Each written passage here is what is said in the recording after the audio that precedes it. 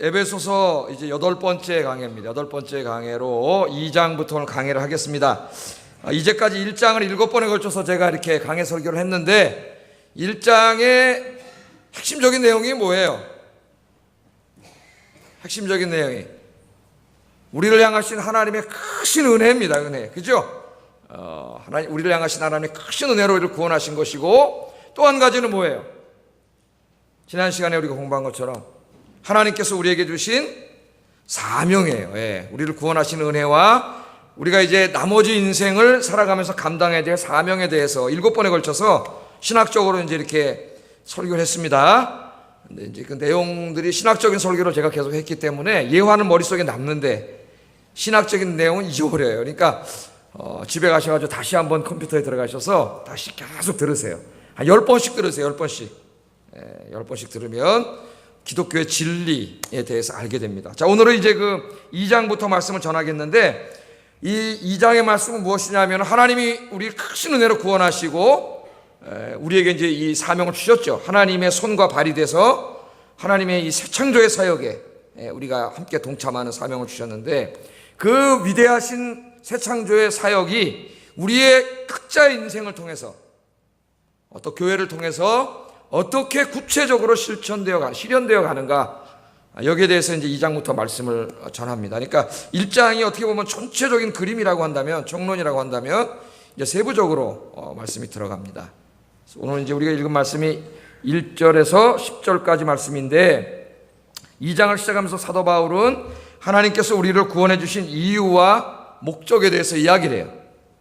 이유라고 하면 되겠습니다. 두 가지를 말해요. 두 가지. 첫째는 하나님께서 우리를 왜 구원해 주셨느냐, 왜 외아들까지 십자가에서 죽이시면서 우리들을 구원해 주셨는가. 두 가지 이유를 말한다. 첫째는 우리를 너무나 사랑하시기 때문입니다. 더 이상 말할 게 없어요. 너무나 사랑하기 때문에. 사랑은 어떻게 논리의 언어가 아닙니다. 사랑의 행동은 논리적으로 설명할 수가 없어요. 그죠? 사랑하면 다 주는 거예요. 그냥 사랑하면은. 엄마 말 하나도 안 듣던 놈이 사랑하는 여성이 생기면 어떻게 해요? 그 여자에게 충성을 다 바칩니다. 그날부터. 그래서 엄마 눈에 뭐가 나와요? 불이 튀어나와요. 불이 튀어나와. 엄마한테 하지도 않는 놈이. 그러다 다 자기도 그랬어요. 옛날에. 서운해하지 마세요. 다 받았어요. 자, 우리를 너무 사랑하시기 때문이고, 거기까지만 우리가 생각을 해요. 한 가지가 더 있어요. 하나님이 저와 여러분을 구원하신 것은 우리를 너무 사랑하셔서 구원해 주신 것이고, 거기서 끝나면 안 됩니다. 아주 중요한 하나의 이유가 더 있어요. 우리 목적이라고 할 수가 있겠는데, 그건 뭐냐면은 저와 여러분을 이 세상을 새롭게 만드는 일에 동역자로 삼기 위함입니다. 구원받지 못한 사람은 여기에 동역자가 될 수가 없어요. 죄를 용서받지 못한 사람은 이 위대한 일에 참여할 수 없습니다. 저와 여러분을 구원하셔서 하나님의 손과 발이 돼가지고 하나님이 이 세상을 새롭게 창조하죠. 악을 다 정복하고 하나님이 창조하신 이 온 우주와 이 온 세상을 새롭게 창조하는 일에 저와 여러분을 동역자로 삼기 위해서 구원해 주셨어요. 이걸 잊으면 안 돼요. 이거를. 그래서 오늘은 이 두 가지에 좀 초점을 맞춰가지고 말씀을 전하겠습니다. 자, 사도 바울이 왜 하나님께서 자기를 구원해 주셨는가 이야기할 때 너무 사랑하셨기 때문이다. 4절 한번 먼저 읽겠습니다. 4절부터 시작하겠어요. 4절 시작.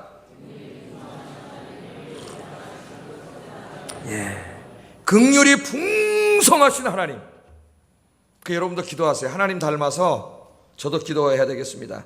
긍휼이 풍성하게 해주세요. 내 안에. 긍휼이 풍성한 하나님이 어떻게 했다고요? 우리를 사랑하신 그 큰 사랑을 인하여 우리를 구원해 주셨다. 그렇게 얘기합니다.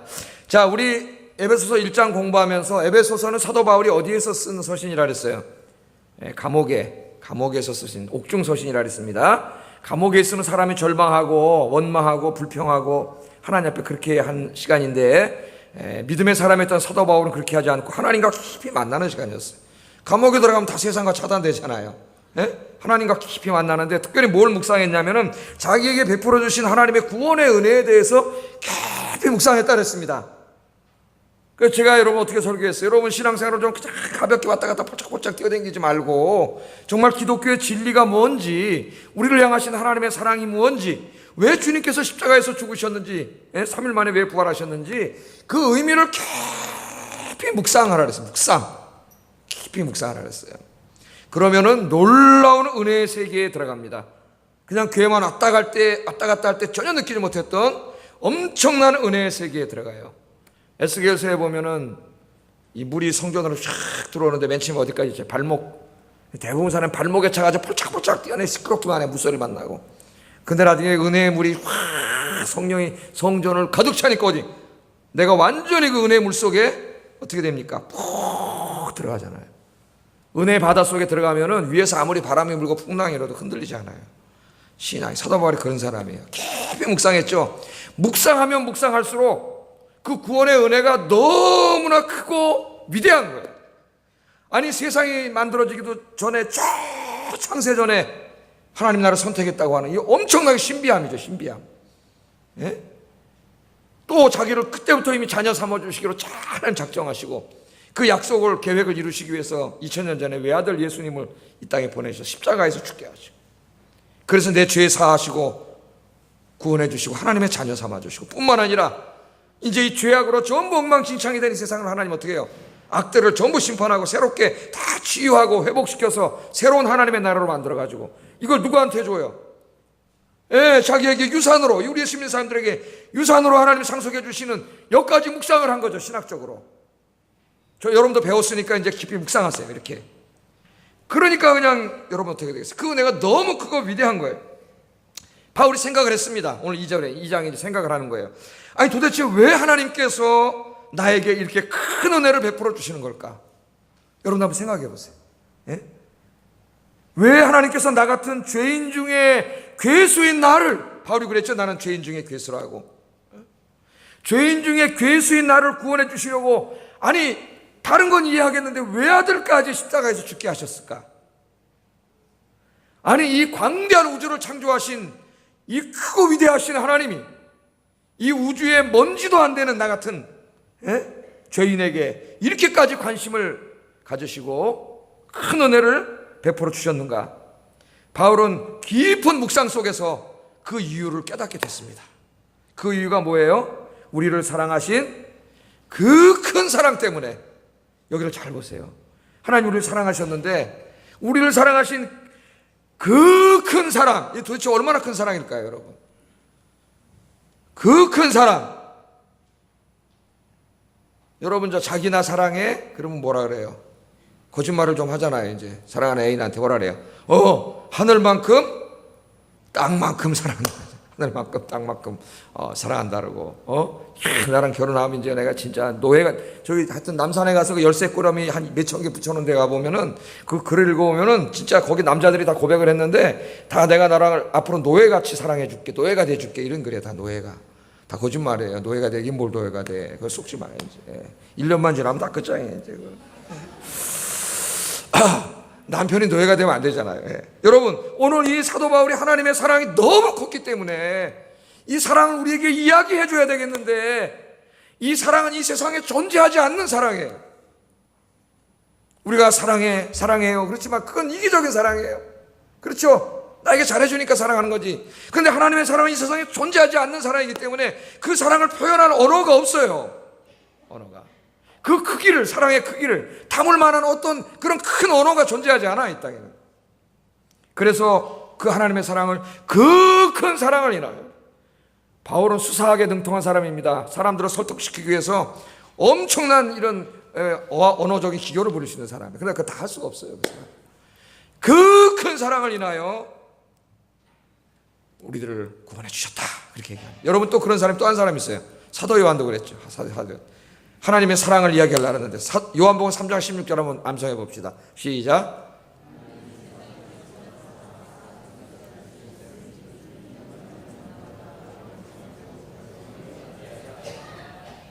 요쪽 동네가 좀 잘해오는 것 같아요. 하얀 옷 입은 분들이 많이 계셔서 그런가? 하나님이 세상을 뭐라 그랬어요? 이처럼 사랑하사. 이처럼 사랑. 독생자를 주셨다. 외아들을 주셨는데 그 외아들을, 여러분 외아들을 줄 수 있나요? 못 줍니다. 인간은 그 무엇을 해서도 줄 수 없어요. 차라리 자기 목숨을 줄지언정. 그런데 그 외아들까지 주신 사랑을 뭐라고 얘기할까요? 이 사랑을. 그래서 이처럼 사랑했다고 이야기해요. 그러니까 하나님, 우리를 향하신 하나님의 사랑은 우리가 어떻게 표현할 수 없을 만큼 큰 사랑이에요. 그런 사랑은 우리 인간에게는 존재하지 않습니다. 존재하지 않아요. 하나님께만 존재하는 사랑이에요. 그런데 이제 하나님께서는 우리에게 뭐라 그러시죠? 그 사랑을 받은 우리들이 하나님의 사랑으로 어떻게 하라고요? 사랑하는 자들아, 우리가 서로 사랑하자. 사랑하라 그래요. 여러분 서로 사랑하고 사시기 바랍니다. 이 사랑으로. 예. 자, 이 큰 사랑으로 사랑해 주셨어요. 그런데 그래서 사도 바울은 이 하나님의 사랑을 가지고 설교를 많이 합니다. 하나님 당신은 이렇게 사랑하십니다. 그래서 어떨 때는 기도 응답에 대해서 설교를 할 때 사랑 얘기를 해요. 외아들까지 주신 하나님이, 너희를 위하여 외아들까지 주셨는데 외아들을 주신 하나님이 무엇은 아까워서 못 주시겠느냐? 믿습니까 여러분? 그렇게 설교를 하고 사랑을 가지고 많이 설교를 해요. 그런데 오늘은 그런 걸 설교하는 게 아니라 그 크신 하나님의 사랑을 지금 이 설교를 듣는 에베소 교인들이 이 몸으로 이게 느끼도록, 뼛속까지 느끼도록 하는 게 지금 목적이에요. 그죠 여러분? 여러분 어떤 두 사람 부부가 사랑을 하는데, 예? 한 사람이 나는 사랑해야 한다는데 이 사람 사랑을 못 느껴.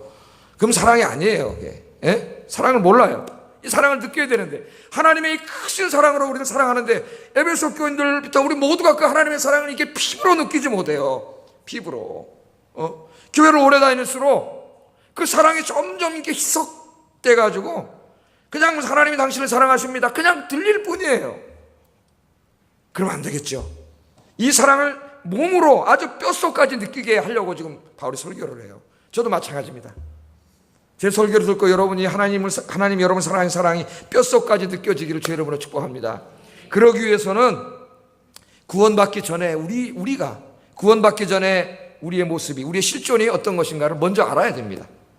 그래야 은혜를 깨달을 수가 있어요. 그래서 2절 3절 1절 2절 3절 같이 한번 다시 읽어보겠습니다. 시작.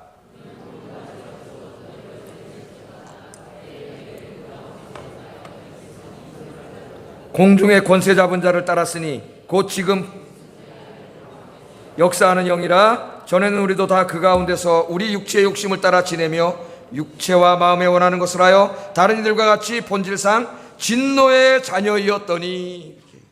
1절에 보면 뭐라 그랬어요? 우리가 예수 믿기 전에 죄와 허물로 죽었던 자들이라 그랬어요. 죄와 허물로 죽었던 자들. 여기서 죽었다는 것은 영적으로 죽은 상태를 말합니다. 3절에 본질상 진노의 자녀였더니 같은 말이에요. 본질상 진노의 자녀라는 게 무슨 말이에요?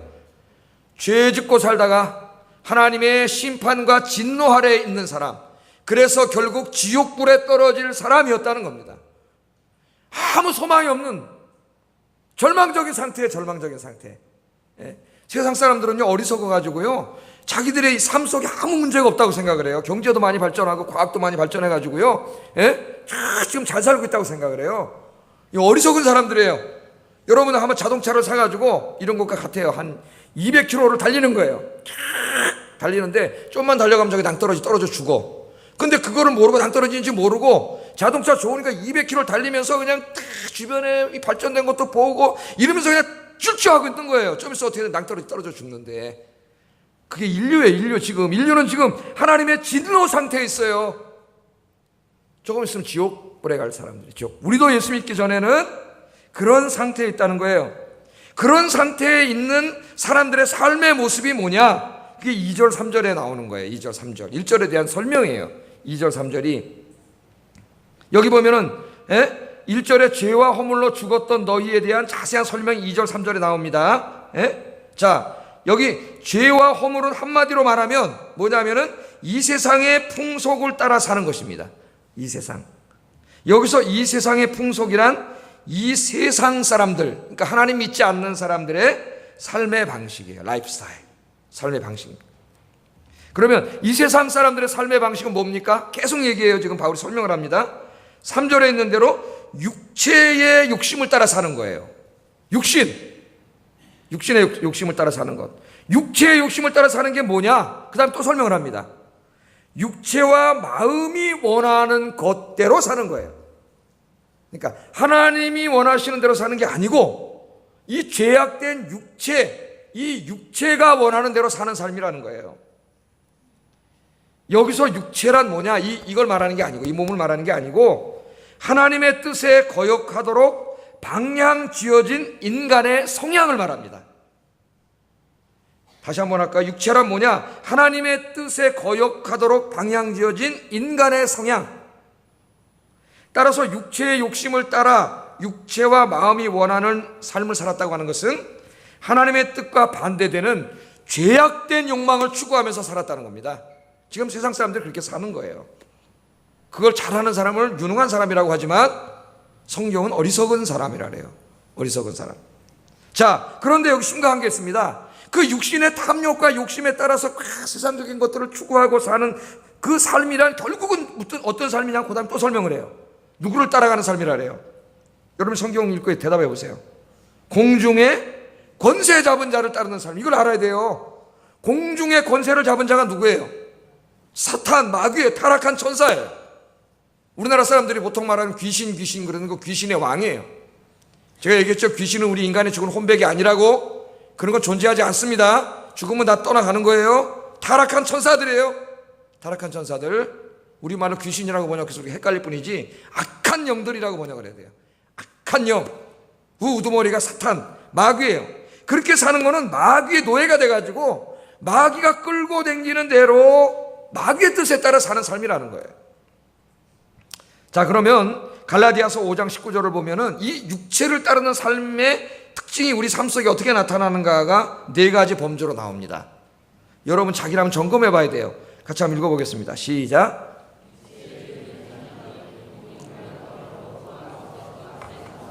술수와 원수를 맺는 것과 분쟁과 시기와 분냄과 당짓는 것과 불리함과 이단과 투기와 술취함과 또 그와 같은 것들이라. 지금 이게 뭐라고요?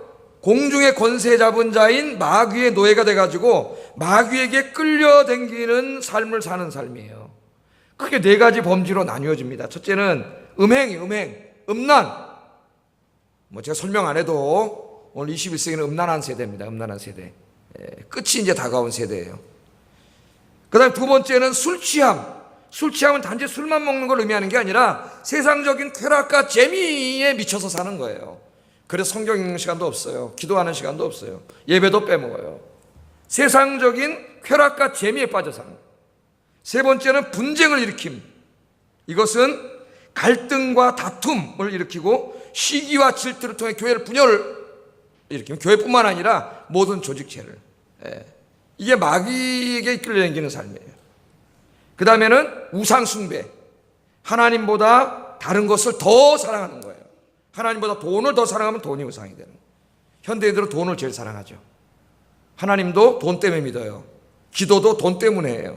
하나님은 돈 벌게 해주는 수단밖에 안 돼요. 요새 현대 기독교인들에게. 그렇잖아요. 하나님이 목적이 아니라 하나님 수단이 된다니까. 뭐라 그래? 하나님 나에게 돈 좀 많이 주세요. 돈 많이 주면 감사하다 그러고 안 주면 하나님 어디냐 그러고 기도도 안 하고 그러지 않습니까? 거꾸로 되면 안 돼요. 하나님이 목적입니다. 하나님이 수단이 되면 우상이 되는 거예요. 나머지는 다. 하나님이 여러분 인생에 뭐라고요? 목적. 나머지는 다 하나님을 섬기는 수단. 이걸 잊지 마세요. 지금 여기에 말한 이런 음행과 세상의 쾌락과 재미, 그 다음에 갈등, 다툼, 시기, 질투, 그 다음에 하나님보다 다른 걸 더 사랑하는 이러한 삶을 사는 사람들은 지금 누구에게 끌려가는 거예요? 누구가? 마귀, 공중의 권세 잡은 자의 마귀에게 끌려가는 삶이에요. 이게 육신의 이 육체의 욕심에서 나오는 그런 삶을 사는 거예요. 그러니까 자기를 한번 점검해 보세요. 우리 이미 여기서 해방됐어요. 할렐루야. 그런데 예수 믿는 다음에서도 여전히 아직까지 이걸 쫓아가는 사람은 구원받은 사람일까요? 여러분 한번 생각을 해요. 물론 우리가 연약하기 때문에 잠시 유혹을 당할 수 있습니다. 여기 갈라디아서 5장 21절에 있는 이런 말씀들은 어떤 한 번의 행위를 말하는 게 아니에요. 그럼 한 번에 이런 일을 했으면 지옥 가고 이런 사람들은 하나님 나라를 유업으로 받지 못하느니라 좀 그렇게 나옵니다. 뒤에 하나님 나라를 유업으로 받지 못한다. 그럼 천국 못 간다 그거예요? 이걸 갖다가 자꾸 믿음으로 구원받는다는 이상한 논리를 갖다 대면서 이 성경을 엉터리로 해석한 사람이 너무 많아요. 성경을 제대로 연구 안 해가지고. 여기 있는 건 한 번 한 번의 행위가 아니라 그 사람의 삶 전체예요, 전체. 아까 제가 뭐라 그랬어요? 하나님 반대되는, 하나님을 거역하는 쪽으로 방향 지어진 그러한 삶의 하나의 형태예요, 형태. 그러니까 그 사람의 인생 전체의 삶이 이렇게 방향 지어져 있는 거예요. 여러분 그렇잖아요. 안 믿는 사람들 보세요. 일로 계속 가잖아요, 삶이. 회개도 없고 변화도 없고 계속 이렇게 가는 그 사람, 구원받지 못하는 사람, 이 사람 지옥 가는 거예요. 하나님 나라에 들어가지 못해요. 그거는 그 사람의 삶을 계속 관찰해 보세요. 그럼 나타나요, 그런 것들이. 자, 여러분, 우리가 예수 믿기 전에 과연 이런 상태에 있었다는 겁니다.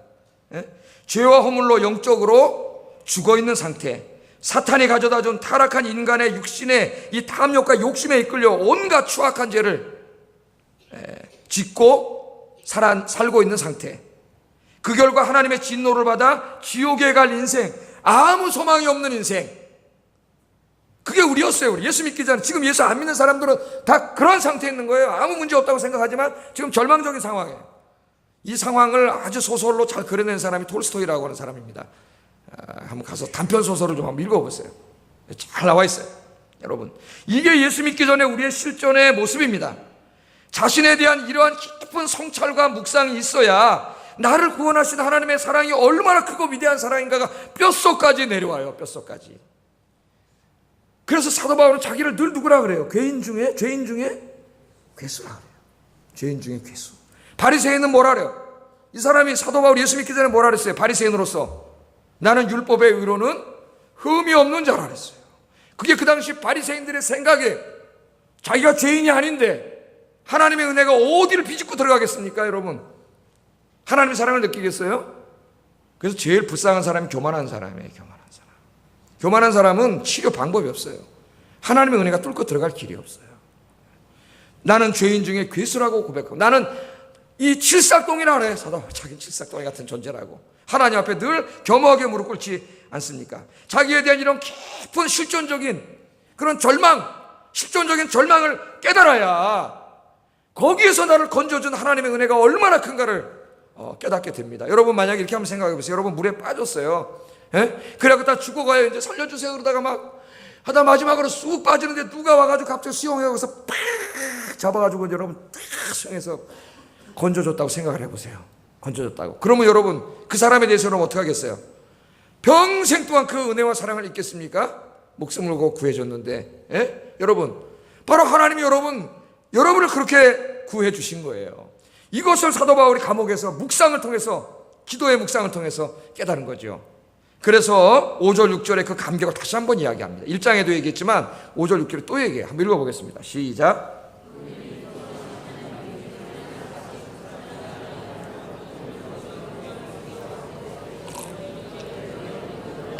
또 함께 일으키사 그리스도 예수 안에서 함께 하늘에 앉히시니, 여기 보면은요 동사가 3개가 나오는데 그냥 빨리 지나가겠습니다. 살리셨다는 말은 영적으로 아까 죽었다 그랬잖아요. 다시 살렸다는 말이니까 구원해 주셨다는 말이에요. 일으켰다는 말은 우리를 부활시키게 한다는 말이니까 영원한 생명을 주신다는 말이에요. 하늘에 앉혔다는 것은 하나님 나라를 유산으로 주시는 것을 의미합니다. 우리 이제 다 공부했어요. 하나님께서는 우리가 죄인임에도 불구하고 이러한 축복을 받을 자격이 전혀 없음에도 불구하고 우리들을 사랑하셨고 우리를 구원해 주셨고 영생을 주셨고 하나님 나라를 유업으로 공짜로 주셨습니다. 여러분, 우리가 이 모든 축복을 받을 자격이 있어서 받았습니까? 우리가 하나님을 위해서 무엇인가 선한 일을 했기 때문에 받았습니까? 내가 다른 사람보다 도덕적으로 윤리적으로 뛰어나고 우월해서 받았습니까? 아니에요. 우리는 철저한 죄인입니다. 우리는 아무것도 한 게 없습니다. 우리가 한 거라고는 하나님 앞에 죄진 것밖에 없어요. 그럼에도 불구하고 하나님께서 저와 여러분을 구원해 주셨어요. 사랑이 아니고는 설명할 수 없습니다. 이 모든 것이 다 하나님의 은혜예요. 왜? 받을 자격이 없는 우리에게 베풀어 주신 것을 은혜라 그래요. 은혜. 내가 일을 하고 월급을 받으면 그건 은혜가 아니죠. 임금을 받은 거죠. 내가 일을 하지 않았음에도 불구하고 받을 자격이 하나도 없는데도 불구하고 주셨기 때문에 우리는 그것을 은혜라고 이야기합니다. 우리를 구원해 주신 것은 전적인 하나님의 은혜인 줄로 믿습니다. 8절 9절 이렇게 고백합니다. 읽어보겠습니다. 시작.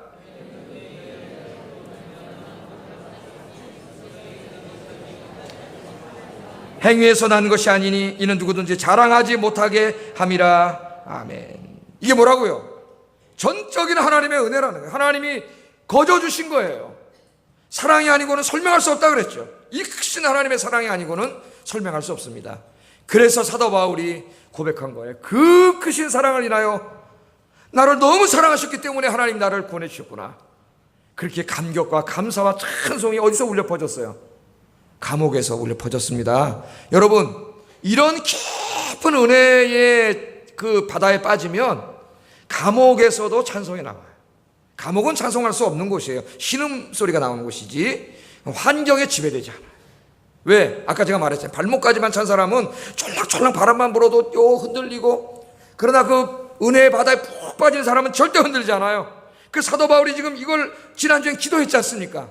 이 하나님의 사랑을 이제 좀 너희들이 뼛속 깊숙이 좀 깊이 좀 매일 체험하고 살기를 바란다. 그래서 나처럼 감사와 감격과 찬송이 넘치는 삶을 살기를 바란다. 그렇게 얘기하지 않았습니까? 오늘 저도 같은 심정으로 여러분에게 설교합니다. 저와 여러분에게 은혜가 충만하기를 주의 이름으로 축복합니다. 뿐만 아니라 하나님께서는 외아들까지 주셨는데, 우리 주님은 자신의 생명까지 주셨는데, 저와 여러분은 하나님을 위해 무엇을 드리고 있습니까? 무엇을? 너무 아까워서 아무것도 드리지 못하고 있지는 않습니까? 하나님 주신 거 많아요. 여러분, 물질도 주시고 건강도 주시고 재능도 주시고 시간도 주시고, 하나님 주신 것들을 하나님을 위해 다 드릴 수 있기를 주의 이름으로 축복합니다. 자, 두 번째 이유에 대해서 설명하겠습니다. 이처럼 하나님께서는 우리들을 너무나 사랑하셔서 우리들을 구원해 주셨습니다. 그런데 한 가지 이유가 더 있어요. 이걸 목적이라고 할 수가 있겠습니다. 두 번째 이유는 목적이에요. 왜 우리를 구원해 주셨는가? 너무나 사랑하셔서 구원해 주셨고, 또 하나는 우리 손잡고 하나님이 할 일이 있으시기 때문에 구원해 주셨어요. 그러니까 우리 기독교인들의 구원은 나만을 위한 구원이 아니에요. 이건 정말 그렇다면 이기주의예요. 종교개혁 이후에 우리 기독교를 너무 개인화시켜가지고 이기주의를 양산하는 데가 되어버렸어요. 성경과 전혀 달라요. 나만을 위한 구원이 아니라 세상을 위한 구원이요, 철학적으로 말하면 타자를 위한 구원입니다. 나를 통하여 세상을 구원하고 다른 사람을 구원하기 위한 구원이에요. 이게 우리가 부르심을 받은 소명이고 사명이에요. 사명. 11절 한번 읽어봅니다. 11절 시작.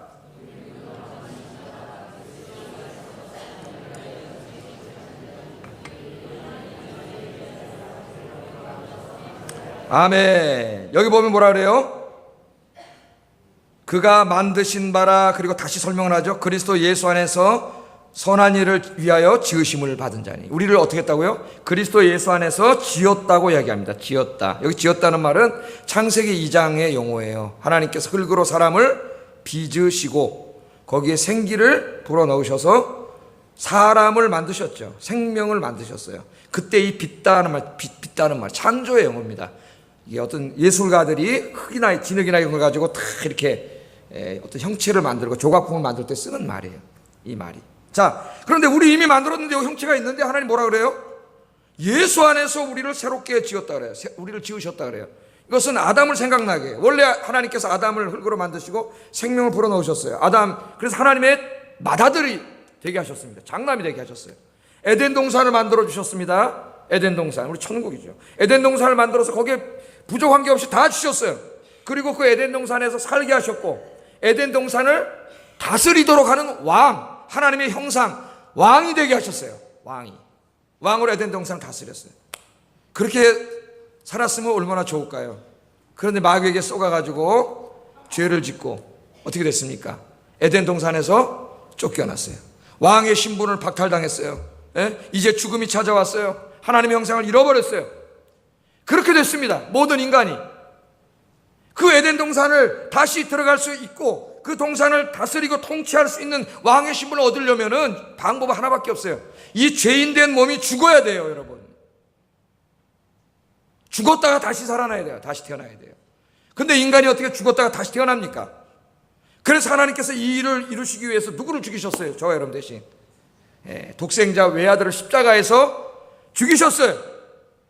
그리고 다시 3일 만에 살아나게 하셨어요. 자, 여러분, 여기에 놀라운 기독교의 신비가 있습니다.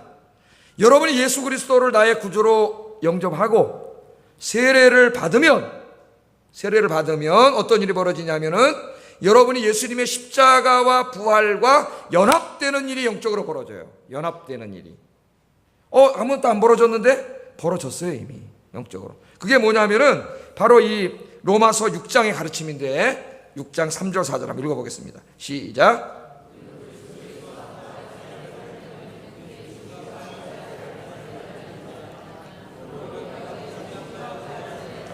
그와 함께 장사되었나니 이는 아버지의 영광으로 말미암아 그리스도를 죽은 자 가운데서 살리심과 같이 우리로 또한 새 생명 가운데 행하게 하려 함이라. 아멘. 그러니까 이게 무슨 말씀이에요? 내가 예수를 믿고 세례 받을 때 우리는 예수 안에 거하게 되는데, 여기 이제 기독교에 이게 신비가 있습니다. 내가 예수를 믿고 세례를 받는 순간 예수님 안에 거하게, 예수님 안에, 이 신기하잖아요. 예수님 안에 우리가 거하게 되면서 예수님의 십자가의 죽음이 나의 죽음과 연합, 나의 죽음이 되는 거예요. 그래 뭐라 그래요? 예수님과 함께 십자가에 못 박아 장사 지냈어요. 여러분의 누구를? 옛사람 아담의 존재를, 죄 짓고 살던 아담의 존재를 예수님의 십자가와 함께 못 박아 장사 지냈어요. 그리고 예수님이 부활하심과 함께 여러분 부활에 참여해서 새 생명으로 다시 태어났어요. 여러분은 새로운 생명이에요. 예? 죄 짓고 살던 옛사람 아담적인 존재 차창모는 십자가에 못 박혀 죽었고 이제 예수 안에서 하나님의 아들 차창모로 다시 만들어진 줄로 믿습니다. 여러분이 다시 만들어졌어요. 다시. 그러니까 믿는 사람과 믿지 않는 사람은 겉으로 볼 때는 아무 차이가 없는 것 같은데 엄청난 차이가 있는 거예요. 이 사람은 옛사람 아담의 질서 속에 있는 생명이 없는 자예요. 지옥 갈 자예요. 여러분은 성령님이 찾아오심으로 생명을 주신 새로운 창조물이에요. 새로운 창조물.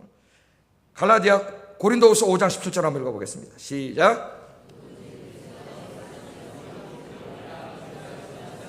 보라 새 것이 되었도다. 아멘. 누구든지 그리스도 안에 있으면, 예수를 믿고 세례를 받으면 그런 말이죠. 이 뭐가 된다고요? New creature. 새로운 창조물이 된다 이거예요. 새로운 창조물. 옛사람은 죽고 하나님이 여러분을 성령으로 예수의 피로 새롭게 빚었어요. 새롭게. 예? 외형은 똑같은 것 같은데 아니에요. 여러분의 인품과 성품과 이런 모습이 다 바뀌었어요. 예수 믿는 사람 안 믿는 사람 천자예요. 얼굴만 봐도. 그래서 예수 잘 믿는 사람하고 그렇지 않은 사람은 얼굴에서부터 차이가 나요. 얼굴에서. 그 얼굴에 책임을 져야 돼요. 예수 믿는 사람은. 얼굴로 나타나요. 신앙생활이. 얼굴 좀 한번 봅시다. 옆 사람 한번 보세요. 얼굴에 나타나요. 얼굴에. 새로운 피조물. 이전 것은 지나갔어요. 이전 것은 죽었어요. 이전에 아담적인 그런 죄 짓고 살던 인생은 이제 십자가에 못 박아버렸어요. 이미 박았어요. 예? 보라 이제 새 것이 됐다고 이야기합니다. 이게 여러분 인생에서 제일 중요한 거예요. 다른 거 하나도 안 중요해요. 그래서 사도 바울이 갈라디아 교인들에게 뭐라 그랬느냐? 갈라디아 교인들 서로 유대인이냐 헬라인이냐 뭐 문화적인 거 종교적인 거 이런 거 갖고 싸우고 갈라지고 이러니까 중요한 이야기를 합니다. 갈라디아서 6장 15절 같이 읽어보겠습니다. 시작. 중요하니라. 아멘. 할례나 무할례가 아무것도 아니로되. 이거는 이제 그 당시 상황을 말하죠. 예? 할례를 받아야 되냐 말아야 되느냐, 유대교의 종교 전통을 지켜야 되느냐 말아야 되느냐, 예? 이방인 어떻게 구원받아야 되느냐, 이방인과 유대인 뭐 이래가지고 교회 문화적, 종교적 이런 관습적인 문제 때문에 교회가 막 갈라지는 거예요. 그러니까 항상 문제는 아무것도 아닌 일 때문에 생긴다 말이에요. 믿음이 없는 사람은 아무것도 아닌 일을 갖고 핏대를 올려요. 아무 교회 관계도 없는 일 가지고. 믿음이 있는 사람은 언제 목소리가 커질까요? 기도합시다. 전도합시다. 할렐루야. 이때 핏대를 올려야지. 아무 쓰잘데기 없는 거 가지고 핏대를 올려요. 그러니까 오늘 바울이 뭐라 그래? 그런 거는 아무것도 아니에요. 우리하고 그런 건 관계없어요. 우리에게 중요한 건 뭐예요? 오직 우리에게 중요한 건 뭐라고요? 새로 지으심을 받은 것만이 중요하다. 정말 여러분들이 예수 믿고 세례 받아서 성령이 찾아오심으로 새로운 창조물이 됐느냐 안 됐느냐, 그것만 중요하다는 거예요. 그것만. 여러분 교회 온 게 중요한 게 아니고 정말 여러분이 예수 믿고 성령님 찾아오셔서 새로운 창조물이 됐느냐 안 됐느냐, 그것만 중요해요. 여러분 이제부터 사람을 평가할 때 이것으로만 평가하세요. 이 기준으로만 보세요. 이 기준으로. 예? 사도 바울이 그러잖아요. 고린도후서에서 나는 이제 사람의 기준에 의해서 사람의 기준으로 사람을 평가하지 않겠다 그래요. 이제부터는. 여러분 어느 대학 나왔습니까? 관심이 많습니다. 우리 어느 대학 나왔습니까? 그러세요. 뭐 우리 다 그런 마음이 있어요. 어느 정도는. 아파트 몇 평에 사세요? 85평에서.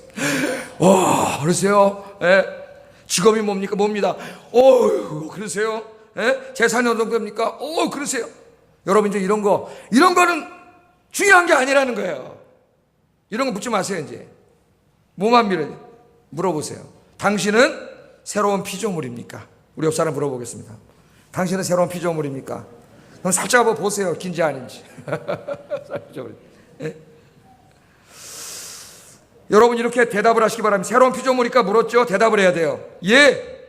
따라하세요. 예. 저는 죄 짓고 살던 옛사람, 그리고 자기 이름을 적어냈어요. 옛사람, 자기 이름입니다. 차창모를 십자가에 못 박아 장사 지내고 이제 하나님의 남자는 아들, 여자는 딸이에요. 하나님의 아들로 새롭게 태어난 사람입니다.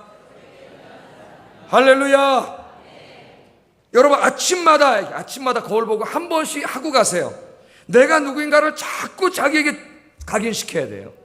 이게 바울 신학의 직설법에 중요한 거예요. 중요한 겁니다. 나는 이제 죄 짓고 살던 옛사람 차창모를 십자가에 못 박아 장사 지내고, 주님과 함께 장사 지내고, 주님 부활하신 것처럼 새로운 피조물 하나님의 아들 차창모로 새롭게 태어났습니다. 감사합니다. 그리고 출근하세요. 그럼 하루의 인생이 달라져요. 죄 안 져요. 이제 삶이 달라져요. 그러면 무엇을 위해서 새로운 피조물로 만들었다 그랬어요? 그 다음에 선한 일을 위하여 만들었어요. 선한 일은요, 단순히 도덕적이고 윤리적인 선을 말하는 게 아닙니다. 물론 그런 의미가 포함되어 있지만, 그러나 여기서 선한 일은 그것을 훨씬 넘어서는 일이에요. 넘어서는 일. 이 선한 일은 이 뒤로는 1장을 바라보고 1장을 뒤돌아봅니다. 1장의 내용이에요. 그리고 앞으로는 4장, 6장에 나오는 기독교의 수많은 덕목들을 내다보는 축약어예요. 버벌팀이에요. 축약어입니다. 여러분, 우리 1장에서 뭘 공부했어요? 1장의 선한 일은 뭐예요? 하나님께서 어떻게 한다고요? 사탄과 그 대리인들에 의해서 다 파괴되고 망가지고 악해진 이 세상을 어떻게 해요?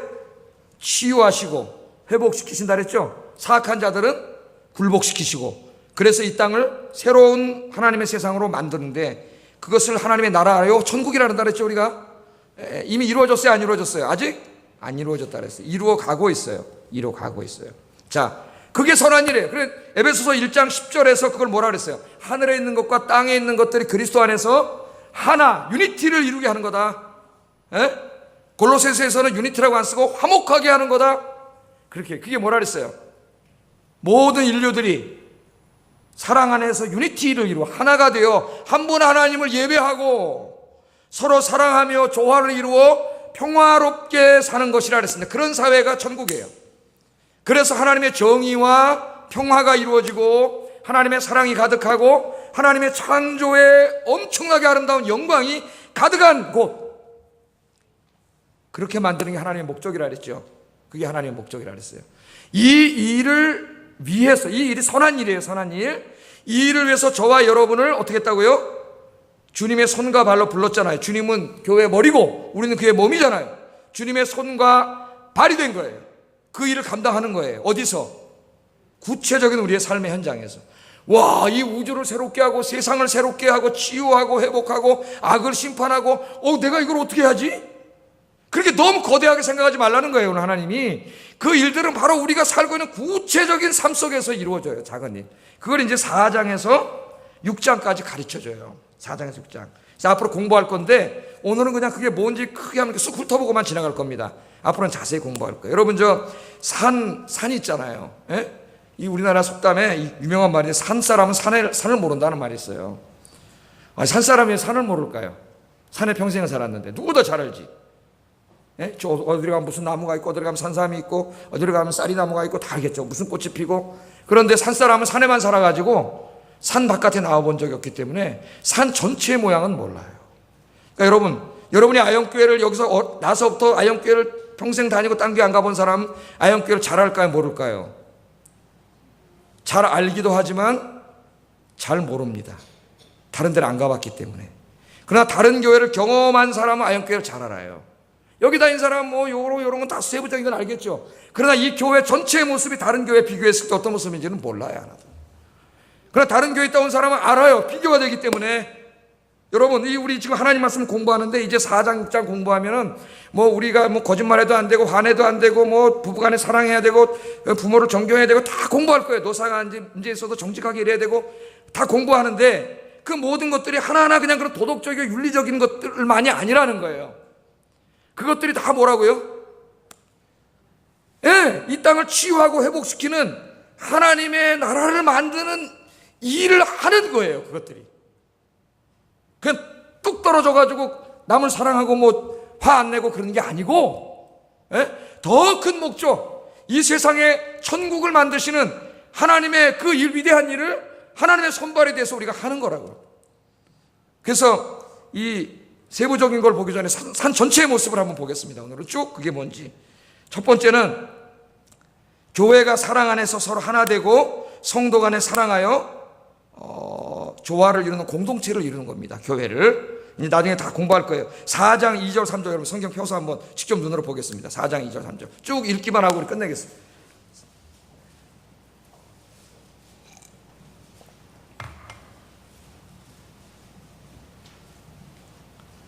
같이 읽겠습니다. 시작. 모든 겸손과 온유로 하고 오래 참음으로 사랑 가운데 서로 용납하고 평안에 매는 줄로 성령이 하나 되게 하신 것을 힘써 지키라. 교회가 사랑으로 하나 되는 것, 그것은 우리끼리 좋은 공동체를 단지 만드는 의미만 있는 게 아니라 더 큰 의미와 목적에 기여하는 일을 하는, 그게 뭐예요? 하나님 나라를 만드는, 하나님 나라, 세상에 하나님 나라를 보여주는 일을 하는 거라는 거예요. 그 다음에 두 번째는 나 자신의 도덕적, 윤리적, 인격적 성숙을 위하여, 성숙을 통하여 하나님의 형상을 회복하는 일이에요. 4장 25절 32절 길지만 읽어보겠습니다. 많은 이야기가 나옵니다. 시작. 거짓을 버리고 각각 그 이웃과 더불어 참된 것을 말하라.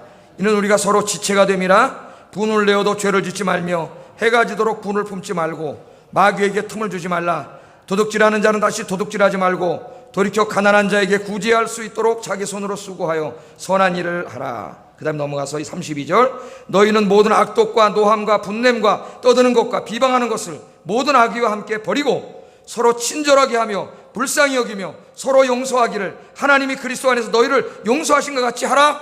상당히 많은 인격적, 도덕적, 윤리적 덕목들이 나옵니다. 그냥 단지 선한 일을 하라는 게 아니에요. 만약에 이렇게 살지 않는다면은 하나님의 나라를 파괴하는 거예요. 단지 내가 나쁜 일을 하는 게 아니라 내가 이렇게 살면은 이 세상을 치유하고 회복하는 하나님의 손과 발이 되어서 그 일을 하는 거예요. 여러분 이걸 깨닫는 게 참 중요합니다. 그 다음에 하나님보다 더 사랑하는 우상들을 부수어버리고 하나님만 찬송하고 예배하는 일이에요. 5장 5절 우상 숭배자는 다 그리스도와 하나님의 나라에서 기업을 얻지 못하리니. 그러므로 5장 19절에 뭐라 그래요? 시와 찬미와 신령한 노래들로 서로 화답하며 너희의 마음으로 주께 노래하며 찬송하며. 우리가 이렇게 모여서 예배하는 것은 바로 이 세상을 치유하는 일이고 회복하는 일이에요. 하나님의 나라를 이루는 더 큰 목적에 기여하는 일입니다. 그러면 여러분 지금 우리가 하는 일이 얼마나 더 큰 의미로 다가올까요? 우리 인생에. 그렇지 않겠어요 여러분? 그 다음에 또 보세요. 부부간에 서로 사랑하고 부모 자식 간에 순종하고 존경하라 그랬습니다. 같이 한번 읽어보겠습니다. 또 5장 22절 아내들이여 자기 남편에게 복종하기를 주께 하듯하라. 25절 남편들아 아내 사랑하기를 그리스도께서 교회를 사랑하시고 그 교회를 위하여 자신을 주심같이 하라. 아멘. 그 다음에 6장 1절 자녀들아 주 안에서 너희 부모에게 순종하라. 이것이 옳으니라. 6장 4절 또 아비들아 너희 자녀를 노엽게 하지 말고 오직 주의 교훈과 훈계로 양육하라. 단지 부부간에 사랑하고 부모 자식 간에 순종하고 존경하는 이런 관계만이 아니고 이런 가정을 만들미 바로 세상을 어떻게 하는 거예요? 병든 가정을 치유하고 인간관계를 치유하고 세상을 회복시키고 하나님 나라를 만드는 일을 하는 거예요. 그러니까 여러분이 행복한 가정을 만드는 게 굉장히 중요한 사명이에요. 세상 사람들에게 보여지는. 아시겠어요? 더 큰 의미를 갖는 거예요. 또 직장과 사회에서 성실하고 정직한 그리스도인이 되라고 이야기합니다. 6장 5절 종들아 두려워 말고 떨며 성실한 마음으로 육체의 상전에게 순종하기를 그리스도께 하더라. 또 상전들아 너희도 그들에게 이와 같이 하고 위협을 그치라. 이는 그들과 너의 상전이 하늘에 계시고 그렇게 말합니다. 높은 자리에 있는 상전들과 일하는 근로자들을 향해서 다 이야기하세요.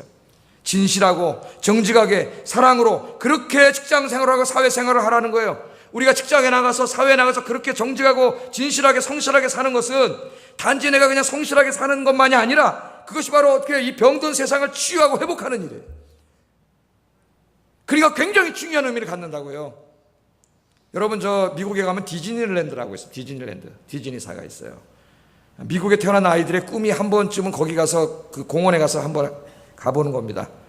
저도 한번 애들이랑 한번 가봤어요. 한번 가봤네. 할인권이 나서 한번 가봤습니다. 갔더니 들어가는 순간부터 마음이 치유가 되더라고. 힐링이. 야, 너무 교육적으로 잘 만들어놨다 이게. 여기를 갔다가 무서운 거 타는 거 이런 건 없어요. 거기 그건 저쪽에 따로 있고 정말 하나하나가 교육적인데, 이 디즈니사의 직원들이 맨 처음 취업 시험을 봐서 얼마나 어렵겠어요. 들어오기가 취업하잖아요. 그러면은 야, 좋은 직장에 들어왔고 맨 처음에 들어올 때는 돈도 월급도 많이 받고 이제 내 인생 폈다 이런 마음을 갖고 들어오지 않습니까? 근데 얘들을 모아가지고 직원 교육을 시켜요, 디즈니랜드에서. 근데 이 직원 교육을 받고 나면은 이 생각이 바뀌어요. 단지 내가 여기 들어온 것은 좋은 직장에 들어오고 돈 많이 벌려고 들어온 게 아니고, 지금 이곳을 방문하는 전 미국과 전 세계 있는 어린아이들을 그들에게 교육시키고 그들을 유익하게 하고 그들을 좋은 선량한 시민으로 만드는 위대한 일에 내가 지금 헌신하고 있는 것이라고 하는 마음을 갖게 돼요. 그러니까 디즈니사의 이 직원 교육이 굉장히 위대한 거죠. 그러니까 이 사람들은 사장님이 보든 안 보든 부장님이 보든 안 보든 사명감을 갖고 일하기 때문에 자기의 일을 어디서든지 다 열심히 일하는 거예요. 오늘 여기 지금 4장부터 6장까지 이제 우리가 앞으로 공부하게 될 수많은 윤리적, 이런 인격적, 도덕적 이런 항목들, 이런 항목들은 단지 윤리와 도덕만의 의미가 아니라 그랬죠. 더 큰 의미와 목적이 있다 그랬죠. 하나님이 이 세상을 창조하는데 우리가 하나님의 손과 발이 돼가지고 우리가 있는 곳에서 다 이 세상을 치유하고 회복하는 위대한 일을 하는 것입니다. 그럴 때 여러분이 거짓말하지 않고 정직하게 사는 것 하나가 얼마나 여러분 인생에 큰 의미를 갖겠어요. 여러분, 오늘 이것을 깨닫고 주님의 손과 발이 되시기를 주님의 이름으로 축복합니다. 뿐만 아니라 이 모든 선한 일을 감당하기 위하여 기도와 말씀으로 무장하고 성령 충만한 상태를 유지하는 것도 선한 일이에요. 6장 10절 11절에 보면 끝으로 너희가 주 안에서와 그 힘의 능력으로 강건해지고 마귀의 간계를 능히 대적하기 위하여 하나님의 전신갑주를 입어라. 그 선한 일을 내 힘으로 할 수 없어요.